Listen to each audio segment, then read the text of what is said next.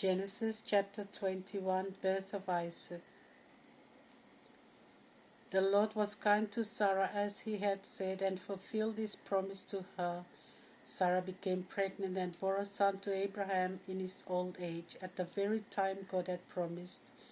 Abraham gave the name Isaac to the son that Sarah bore him, and circumcised him when he was 8 days old, as God had commanded. Abraham was 100 years old when his son Isaac was born to him. Sarah said, God has brought me laughter, and everyone who hears of this will laugh at me.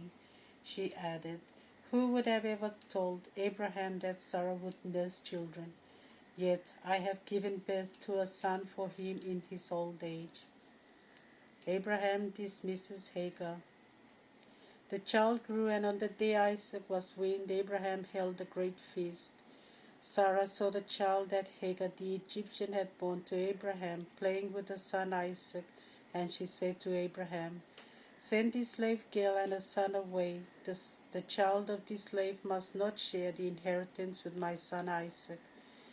This matter distressed Abraham because it concerned his son. But God said to him, do not be worried about the boy and your maidservant. Listen to Sarah and do whatever she says, because the race which is called by your name will spring from Isaac.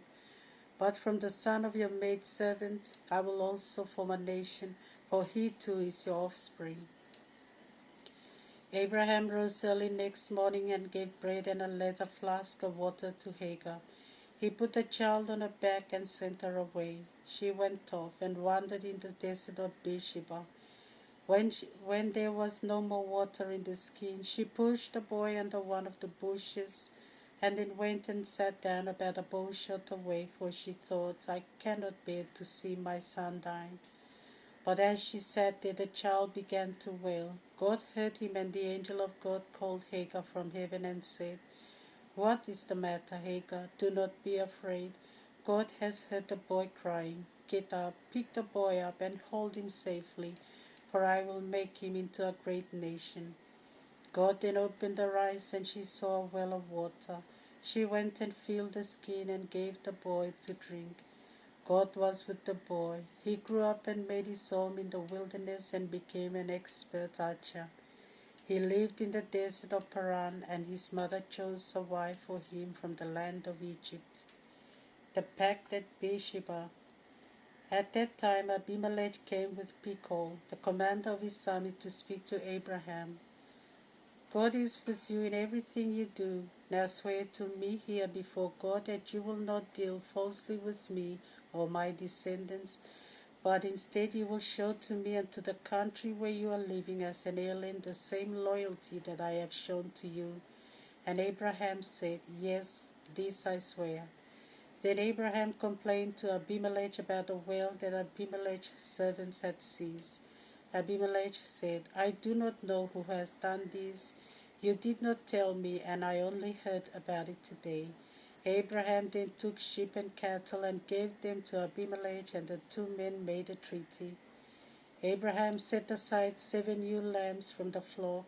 Abimelech said to him, why have you set aside these 7 ewe lambs? Abraham replied, accept these 7 lambs from my hand as evidence that I dug this well. So the place was called Beersheba, because the two men took an oath there. After making their treaty at Beersheba, Abimelech went away with Phicol, the commander of his army, and returned to the land of the Philistines. Abraham planted a tamarisk tree at Beersheba, and there he called on the Lord, the everlasting God. And Abraham stayed in the land of the Philistines for a long time. Genesis chapter 22, the testing of Abraham.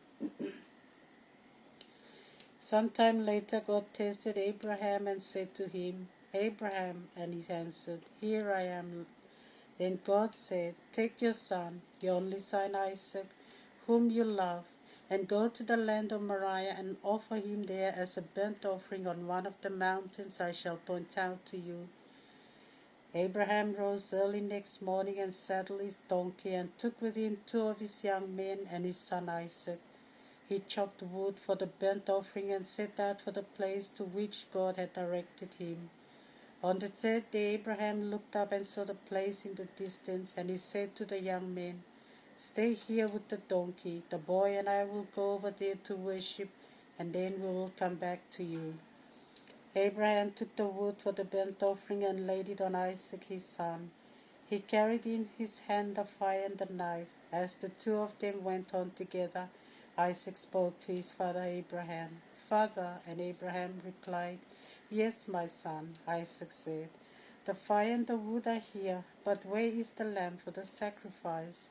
Abraham replied, "God himself will provide the lamb for the sacrifice, my son." They went on, the two of them together, until they came to the place to which God had directed them. When Abraham had built the altar and set the wood on it, he bound his son Isaac and laid him on the wood placed on the altar. He then stretched out his hand to seize the knife and slay his son. But the angel of the Lord called to him from heaven, "Abraham, Abraham," and he said, "Here I am." "Do not lay your hand on the boy," the angel said. "Do not harm him, for now I know that you fear God, and you have not held back from me your only son." Abraham looked up and saw a ram caught by its horns in a bush. He took the ram and offered it as a burnt offering in place of his son.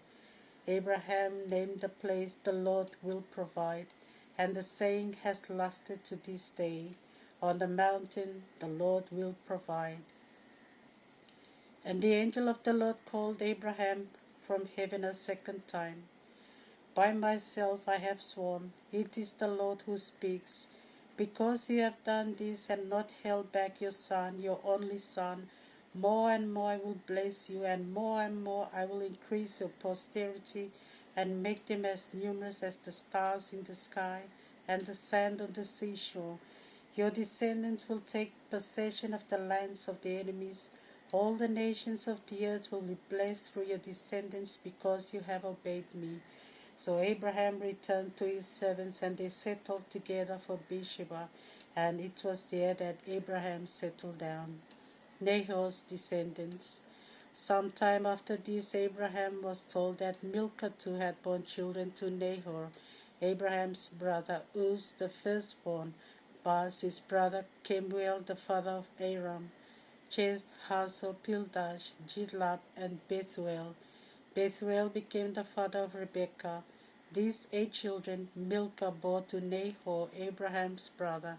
He also had a concubine named Rumah, who gave birth to Teba, Gaham, Tahash, and Maacah.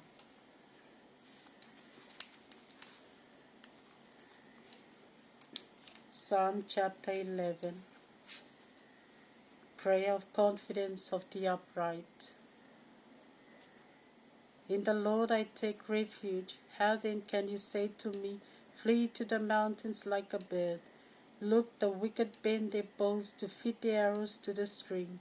They get ready to shoot from the darkness. They take aim at the upright of heart.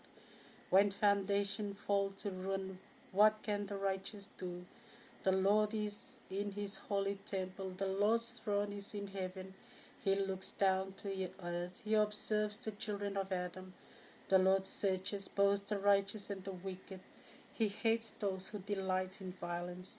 Upon the wicked he will rain coals of fire and brimstone. A burning blast will be their lot. For the Lord is righteous, and he loves justice. Whoever is upright will see his face. Matthew chapter 8, verse continuation 18 to 34.